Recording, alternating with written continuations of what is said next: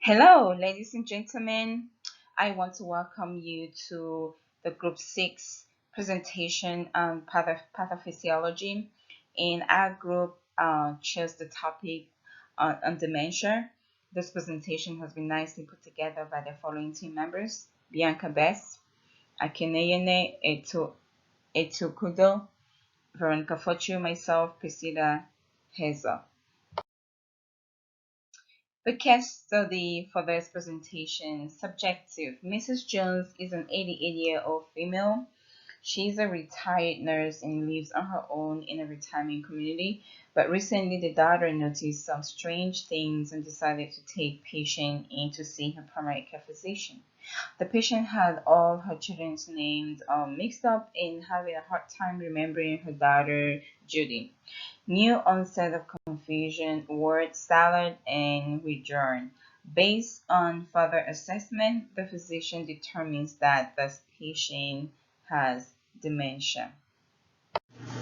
My name is Akaniene Ichukudo, and I also go by Victor Ichukudo. On this presentation on dementia, I'm covering on embryological or physiological basis of age-related system function and disease state.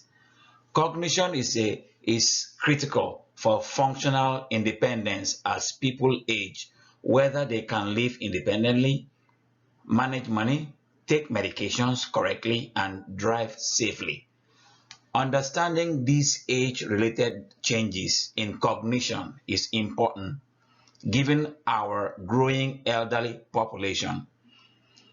The most important changes in cognition with normal aging are declines in performance on cognitive tasks such as processing information to make a decision, working memory, and executive cognitive function. Next,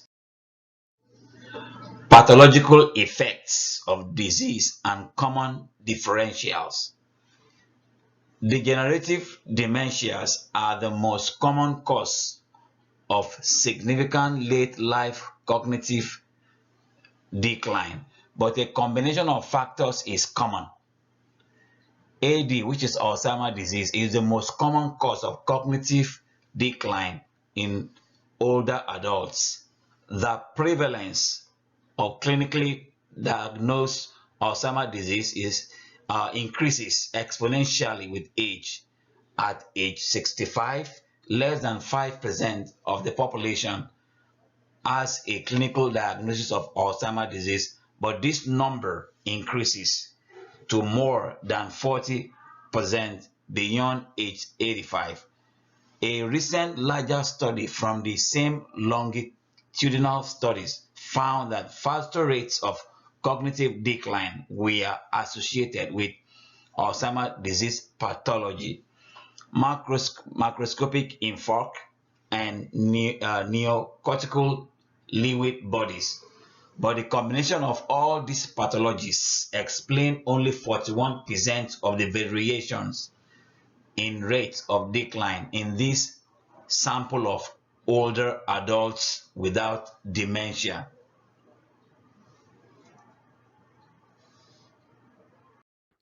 Hi guys, this is Bianca. So just to add on and to give you a little bit more information, some relevant history on the patient, we got to find out that the patient, she's an 88-year-old woman who is reported to have become more socially withdrawn lately.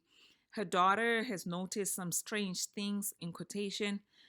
Patient has also been getting her children's names mixed up and having a hard time remembering her daughter Judy, who she's particularly close to. She's reported to have some new onset of confusion with some word salads. The patient's daughter also reports that the patient has increased anxiety and confusion on several occasions.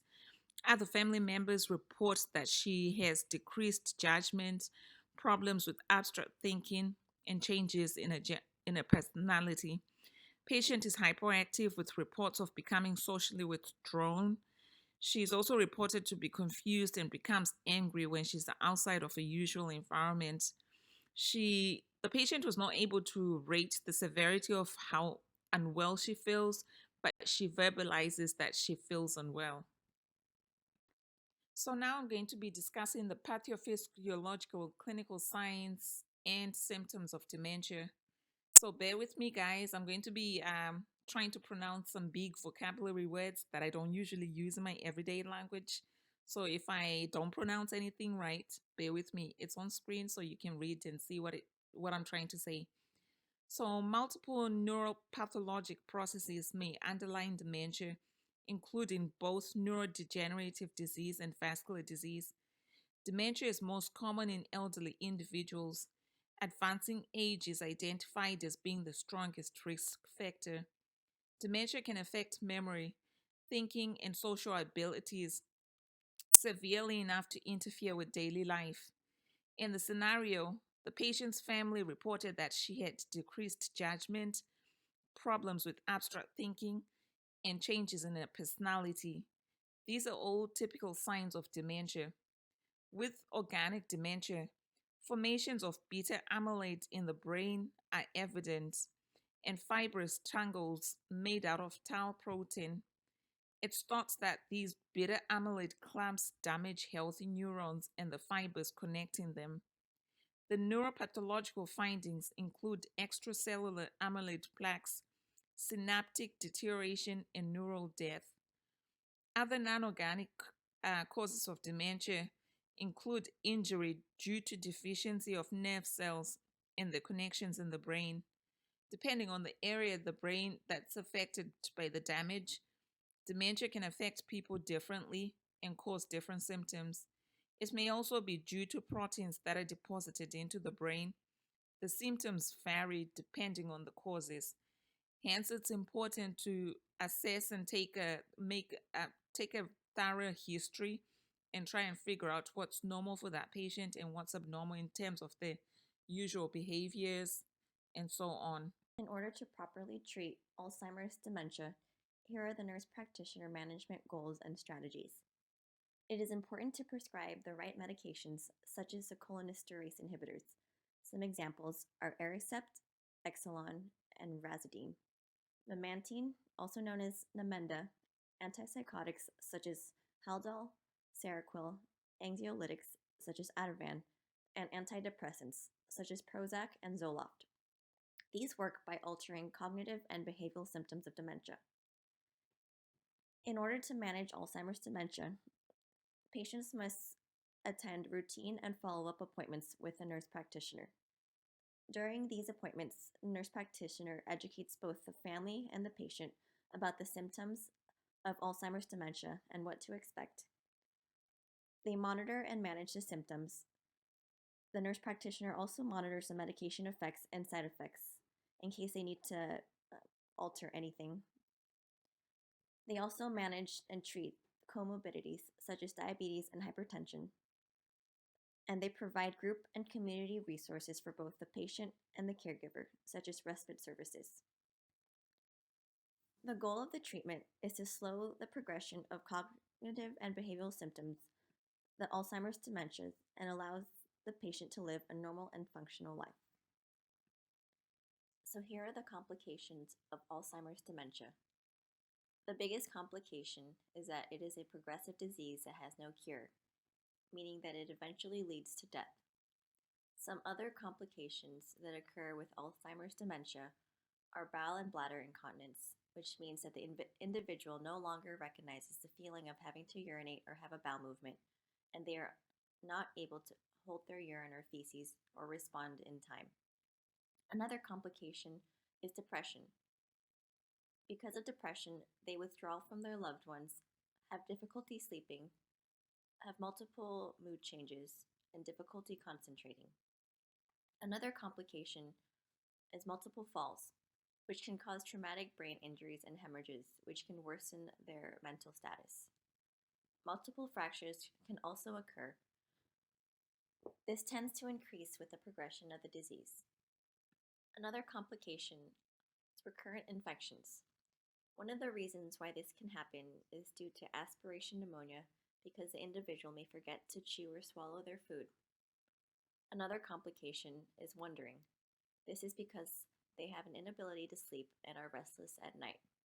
It is important to educate caregivers to always keep name tags with their loved ones' names on it. The next complication is failure to thrive, which tends to worsen with the progression of the disease. It may be caused due to trouble swallowing or because they refuse to eat or drink. In conclusion, dementia is commonly misrepresented as being an illness where you lose memory. However, as seen in the above presentation, dementia is a symptom of various conditions and not a disease in itself. There are several ways it can materialize, with each illness affecting the body physiologically in varying ways. This process is known as the pathophysiology, and its goal is to explain the changes that happen in the body when a disease is present. Many of us know someone who suffers from dementia. Therefore, understanding dementia is and its causes is a good step towards being able to provide a loved one and our patients the support that they need. Hey guys, I hope you have enjoyed our presentation. So, to wrap it up, we have included a word search that you can use to test your knowledge on some of the common words or phrases that are used in association with dementia. For example, sundowning, memory loss, paranoia, confusion. So, I hope this word search will be fun and will just help you to remember some of the common terms commonly associated with dementia. Thank you.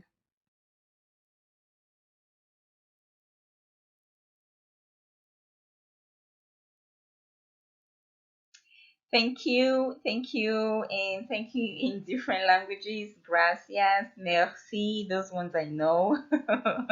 Those other ones I'm not so sure. So thank you for watching that presentation.